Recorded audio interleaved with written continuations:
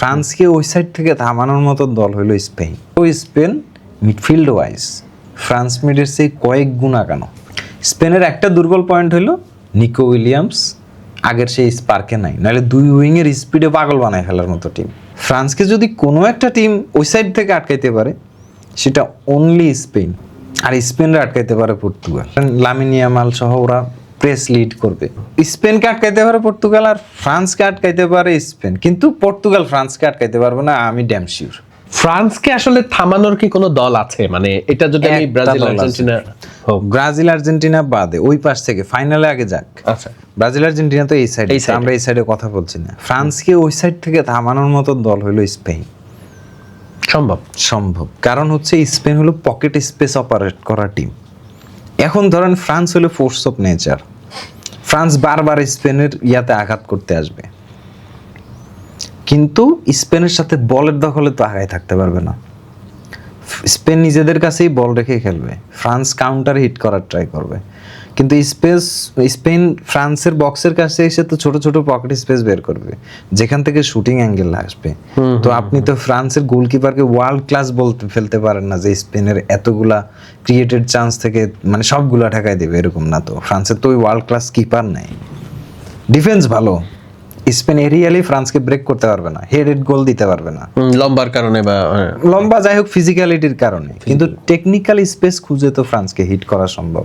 Nations লিগের খেলা হয়েছে 5-4, তার আগের ইউরোতে হয়েছে মনে হয় 2-1 সামথিং এরকম। তো গতিটা কিভাবে ট্যাকল দেবে স্পেন গতি ট্যাকল দিবে হচ্ছে গিয়ে মিডফিল্ডে ডার্টি ওয়ার্কার থাকবে, মানে রড্রি সেই কাজটা করতে পারে, গাভি সেই কাজটা করতে পারে, মানে ফাউল হবে, টেকটিক্যাল ফাউল হবে। আর স্পেন তো হচ্ছে গিয়ে আপনার দ্রুত কুইক রিকভারি প্রেসিং করে। এখন ধরেন লামিন ইয়ামাল সহ ওরা প্রেস লিড করবে।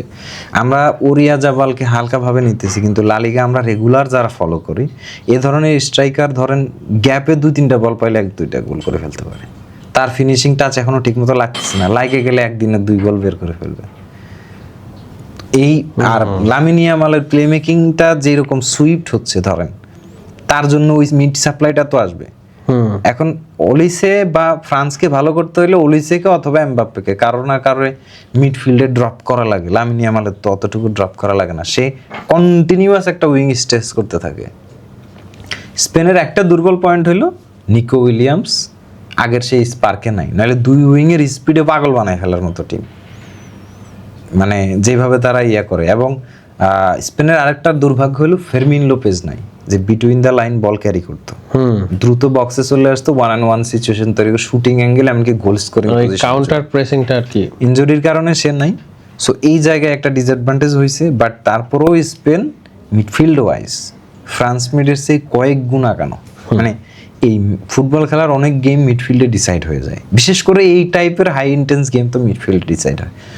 So France massive force of nature, France স্পেনের দেখা 50-50, এবং ফ্রান্সকে যদি কোনো একটা টিম ওই সাইড থেকে আটকাইতে পারে সেটা অনলি স্পেন, আর স্পেনরা আটকাইতে পারে পর্তুগাল। এখনো না না ফ্যাক্ট ওয়াইজ, মানে মিডফিল্ড ব্যাটেলে গেলে ধরেন পর্তুগালের যে মিডের যে পারফরমেন্স বা মিডফিল্ডে যারা আছে ওরা কিন্তু মিডফিল্ড ব্যাটেলে স্পেনের সাথে উইন করার মতো। স্কোরারে তো পর্তুগাল স্কোরিং এ একটু প্রবলেম হচ্ছে, বাট মিড ব্যাটেলে উইন করার মতো টিম কিন্তু পর্তুগালের। মানে মিডফিল্ড ওয়াইজ স্পেনরা পর্তুগাল, হ্যাঁ প্রোফাইল চিন্তা করলে আদার্স অ্যাসপেক্ট থেকে।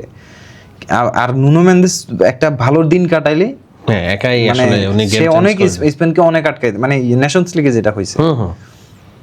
ধরেন পর্তুগাল স্পেনের যদি শুট আউটে যায় তাহলে তো পর্তুগালই ফেভারিট, পেনাল্টি শুট আউটে গেলে তো পর্তুগালই ফেভারিট। সো এগুলো আসলে অনেক ইম্পর্টেন্ট। মানে স্পেনকে আটকাইতে পারে পর্তুগাল, আর ফ্রান্সকে আটকাইতে পারে স্পেন, কিন্তু পর্তুগাল ফ্রান্সকে আটকাইতে পারবে না, আমি ড্যাম শিওর।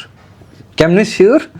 সেইটা হচ্ছে ধরেন পর্তুগাল হচ্ছে জায়গা দেয়, আর তাদের ওই রিকভারিগুলা স্লো, মিডফিল্ড রিকভারিগুলা ওই লেভেলের না, উইঙ্গার ওরকম পারফর্মিং না। এই সিচুয়েশনে ধরেন ফ্রান্স একদম সাইপে মানে শেষ করে ফেলবে, এরকম এত প্রেস দিবে ওই প্রেস না, এইভাবে আসলে আর টিকা যাবে না। ফ্রান্সের মিড পর্তুগালের সাথে দুর্বল, ওকে ফাইন, ফ্রান্স থাকবেই কাউন্টার আশায়, পর্তুগালের বল দিয়ে দিবে তোমরা খেলো, সময় যখন আসবে ওইটা আর আমি- এমবাপ্পে এমন ভাবে ঢুকবে, পর্তুগালের ওই ব্যাক লাইন ওই স্ট্র্যাটেজিক কানেকশন মিডের সাথে নাই। মানে 1-2 সেকেন্ডে দেখা যাবে যে হ্যাঁ, কিন্তু ওই যে আবার স্পেনের সাথে পড়লে পর্তুগাল আর স্পেন গেম হয়ে যাবে 50-50 মনে হয়, পড়বে কোয়ার্টারে পড়তে পারে। আর ফাইনাল তো আসলে হিসাব করা যায় না, কারণ ওইটা আর যে আপনি কোনোদিন যে মরক্কোকে ফালাই দিচ্ছেন কেন? ধরেন এই দিক থেকে স্পেন বাদ দিয়ে মরক্কো গেল, পর্তুগাল মরক্কোর খেলা দেখেন, মানে আবার গত ওয়ার্ল্ড কাপের সিনারিও। যদি ফ্রান্স এই দিক থেকে না যায়, পর্তুগাল মরক্কো হয়, স্পেন তো কমফোর্টেবল উইন পাবে না, পর্তুগালও কমফোর্টেবল উইন মরক্কোর বিপক্ষে পাবে না। সো মরক্কো ওই পাশ থেকে ফাইনালিস্ট হবে না। আপনাকে কে বলছে? আমাকে কে বলছে? হইতেই পারে। এই তাদের ওয়ার্ল্ড কাপ প্রজেক্ট এবং ওই কনফিডেন্স আছে এবং ওই ধরনের সিনক্রোনাইজেশন আছে, ব্রেভারি তো আছেই, টিম আর আন্ডারস্ট্যান্ডিং। ইউরোপিয়ান ফুটবল এবার লাতিনের কারেন্টলি ধরেন আমার ফার্স্ট চয়েস টিম তো ফ্রান্স সবসময় থাকবে, সেকেন্ড চয়েসে মেসির জন্য আর্জেন্টিনা আমার একটা সফট কর্নার অলওয়েজ থাকে, কারণ I M A Messi fan.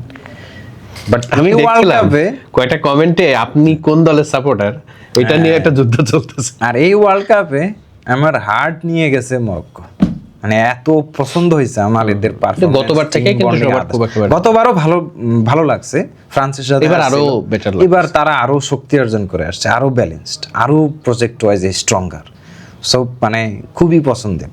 আর এরপরে যদি আমি কারোর জন্য রাউট করি, সেটা হলো লাস্টে ব্রাজিল, মানে নাম্বার 4-এ আমি ব্রাজিলকে আমার মানে এটা বলতে পারেন নেইমার ফোবিয়ার কারণে হইতে পারে, কারণ আমরা যারা বার্সেলোনা ফ্যান, আমার ধরেন বার্সেলোনার অ্যাঙ্গেলটার জন্যই নেইমারের প্রতি একটা সফট, ওই কানেকশনটাও তো তখনই তো এই কারণে মানে মানুষ মনে করে যে ভাই কি আর্জেন্টিনা ফ্যান না ব্রাজিল ফ্যান না কি, মানে আপনি তো সবাই ভালো বলেন, বেসিক্যালি ওরকম না। আমি চাই যে এই দুইটা টিম ভালো করুক, আর ওই দিক থেকে স্পেন পর্তুগাল জাহান্নামে যাক, আমার ফ্রান্স ঠিক থাকলেই হয়েছে।